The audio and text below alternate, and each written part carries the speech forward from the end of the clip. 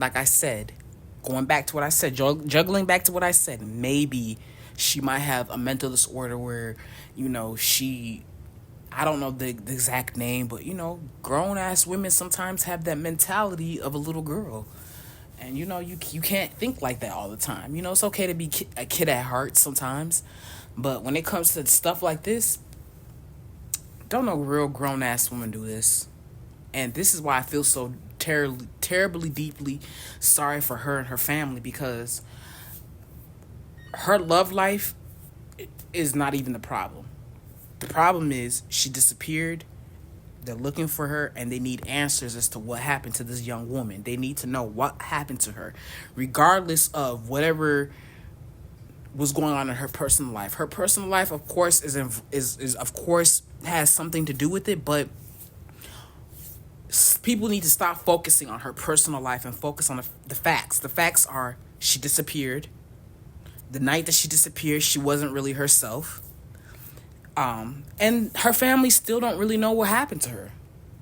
That's the problem, but I'm gonna continue playing it. Mentioned to anyone that she was in a relationship. Friends, families, colleagues, and even neighbors never once heard about or saw her with another man. And even digging into her phone records revealed nothing in the form of romantic texts or frequent calls to an unnamed lover.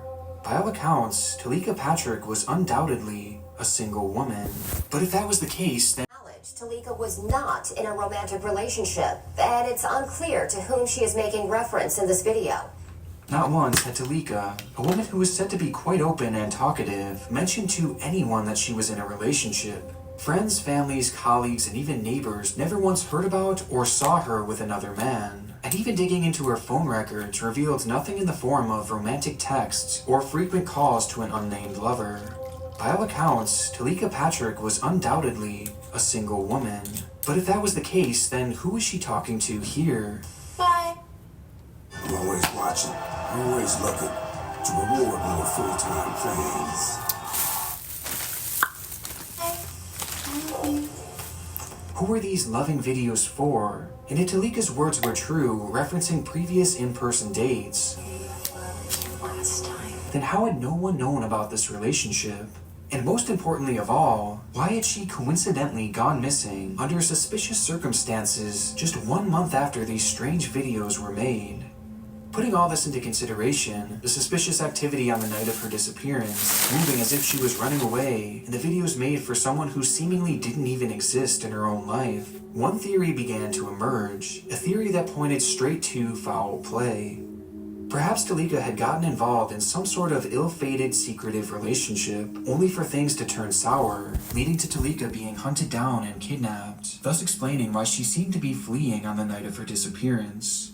With this in mind, investigators began to dig deeper into Teleka's online footprint in a desperate search to uncover who this man truly was, believing that he may very well have some involvement in this disappearance, though nothing could have prepared them for the drastic and highly unusual turn that they were about to face. Tonight, yet another twist in the mystery of the missing Kalamazoo doctor. Target 8 uncovered hundreds of tweets allegedly posted by Teleka Patrick in the weeks before she went missing. To those who knew her, Teleka was a well-put-together, extremely intelligent woman who was clearly of sane mind. But the discovery of her Twitter accounts began to paint a slightly different picture. In total, investigators would find 5 accounts that had all been active at different times throughout 2013, each of them belonging to Teleka, and each of them having thousands and thousands of tweets, showcasing incoherent ramblings as if she was posting every single one of her thoughts. Oftentimes even having conversations with seemingly no one at all, constantly saying things like, "Hi my friend, how are you?" and "Everything okay? Just woke up, sorry." To which no one would be specifically tagged and no one would reply. And the deeper you scroll, the stranger things get, as much like her YouTube channel, she spends most of her time referencing her love interest, stating, "Well, I felt you a little bit yesterday. Last night after you messaged, I felt you thinking about me. And hope you have a wonderful day. Love you." Much like her previous videos, these tweets would fail to gain any semblance of a response, which seemed to push her more and more into madness, creating more accounts and tweeting out even more frequently, typing messages as if she were expecting someone specific to find her. "Should I start another page? Look for your friend. Let me know when you find her. Did you find me? I have been messaging you for the past 2 days from another Twitter account. I thought you'd find it, sigh. And this is just a minuscule glimpse into her posting, as these accounts hold an impossibly vast... Okay, this is so frustrating because this is just a waste of time. Like, the whole time they're analyzing her tweets and her YouTube and her videos could be the time they could be investigating her personal relationships. Okay, I get it. Someone's social media can say a lot about them, but social media is not real. It's not real. It's not real. So what they need to delve deep in is her personal relationships with different people. I mean, go through her phone. I mean, they have access to phones. They have access to emails. They have access to notes. I mean, they have access to all types of stuff. And when I say they, I mean the FBI, the criminal, law enforcement, the private detectives. They have the sheriff. They have all access to all of this stuff. I'm pretty sure her family, I can only imagine what they're feeling like, the frustration. Like, her personal life is important. Of course, you got to talk about her YouTube and her Twitter, but why not delve deep into her personal relationships? Who does she have personal relationships with as far as her coworkers? What personal relationships does she have outside her coworkers? Who was she close to in her family? Who was she not close to in her family? Things like that. The person that she was cooking for.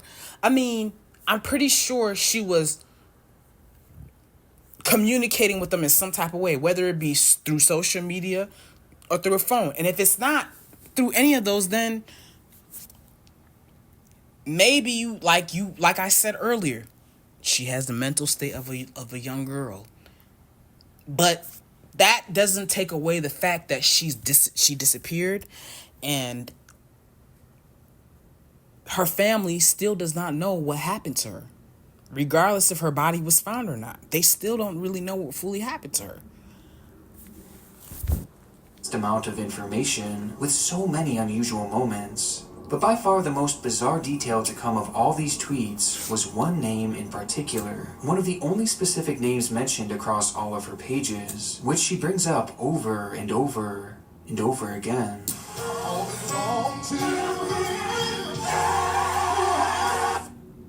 Marvin Sapp. At Marvin Sapp, good morning. When life gives you lemons, make lemonade. Again, Marvin Sapp, good morning. When life gives you lemons, make lemonade. At Marvin Sapp, good morning. Don't be sad. God never puts more on us than we can bear. All three of these messages were posted within the span of 24 hours, and they were far from the only mentions of the famed Grammy-nominated gospel singer. There is nothing wrong with the woman being infatuated. She probably was just infatuated by him. That doesn't necessarily mean she's talking about him. If they had an affair, trust and believe, you'd find out that they had an affair. If she had an affair with a man like him, you would know. You would know. You would find out in some type of way. Whether they were communicating through social media, whether they're communicating through a fake number, whether they're communicating through email, mail, whatever. You would find out. Bottom line is, it's okay for her to be infatuated with this man. You know how many women are infatuated by him? You know how many women are infatuated by gospel singers or, prophets or, priests and pastors and people who have, high, spots in the church system. People are a lot of women are infatuated with these men. Sometimes she would make blatant references to him and his music, oftentimes using his lyrics to point to a supposed connection between the two. And though it's hard to prove outright with her tweets alone, it quickly became apparent that Teleka's love interest, with whom she had seemingly tweeted to thousands of times, was in fact Marvin Sapp, introducing the possibility that Teleka was perhaps just a crazed fan. No, she was not talking about him. And she was not a crazed fan. She was infatuated by him. A lot of women are infatuated by him. I'm not. Just because I'm not doesn't mean another woman is not. The same person I might be infatuated by, the next woman might be like, who is that? What is she infatuated him for? I'm pretty sure there are a lot of women who are infatuated by him, but they just probably weren't tweeting about him like that. Or maybe they were. There were other women probably tweeting him. Other women tweeted him too, all the time. How about the women in his church? Which would make a few of her next tweets all the more disturbing. I have relocated to be with you, so I really hope you want me, so we can be in love and get married and have a couple babies. That doesn't necessarily mean she's talking about him. She could be talking about a whole totally different person. Or maybe, like I said, she has a little girl mindset and she is just maybe just talking out of crush and, type of thing. Maybe she's just talking out of a crush type thing. And, as you may or may not know, I attempted to Let me know what you guys think. visit you yesterday. Her messages were obviously concerning, as it began to grow apparent to investigators that this relationship Teleka had mentioned was solely a one-sided affair. After all, most would have assumed that someone as famous as Marvin Sapp would have no idea who this woman was. But this actually wasn't the case, as Sapp did in fact know of Teleka, only for all the wrong reasons. Around the start of 2013, Teleka began obsessively messaging Sapp and tweeting out to him in some sort of code, believing that the two were somehow spiritually connected and that he would eventually come to her, even claiming on her social media that she and Sapp were actually married, something that Sapp would eventually take note of, but never respond to, assuming that the woman may have been mentally unwell. However, when this failed to get a response, Teleka then began to message Sapp's children, further angering the singer and increasing his level of concern. And when that too failed to get a response, Teleka would pack her bags and relocate from California all the way to Kalamazoo, which just so happened to be the exact location of Sapp's congregation, as well as his home, a home that Teleka would eventually visit in the dead of night, confirming that her tweets referencing the matter were in fact true. Teleka's behavior had gotten so serious that Sapp himself convinced authorities to issue him an order of protection against her in September of 2013, pointing to over 400 pages of unwanted correspondence coming from her. Sapp would also ban Teleka from attending his church ever again. This, however, only heightened her delusional state, and would lead to her posting these videos on her channel, as by this point she was so far removed from reality that she truly believed that the two were lovers, and that Sapp was communicating with her telepathically and was somehow always with her. By the time December had rolled around, Teleka's tweeting grew increasingly dark, as she began to write about demons and how they were affecting her. Writing on the 4th of December, "You reach me through a demonic portal. That gives demons power over me and dilutes my spiritual authority. Please understand that I must protect myself spiritually." The very next day, Teleka would go through each of her Twitter accounts, delete everything, and vanish alongside of the road. The discovery of these accounts adds a whole new element to the case and seems to point to one obvious conclusion, that at the time of the disappearance, Teleka was likely in the midst of some sort of severe psychotic break. But this still fails to explain what exactly had led to her actual disappearance. This question spurred on 3 prominent theories. One, that she had simply gone off into the woods alongside of the road attempting to hide from someone. That just wasn't actual. Who is she hiding from?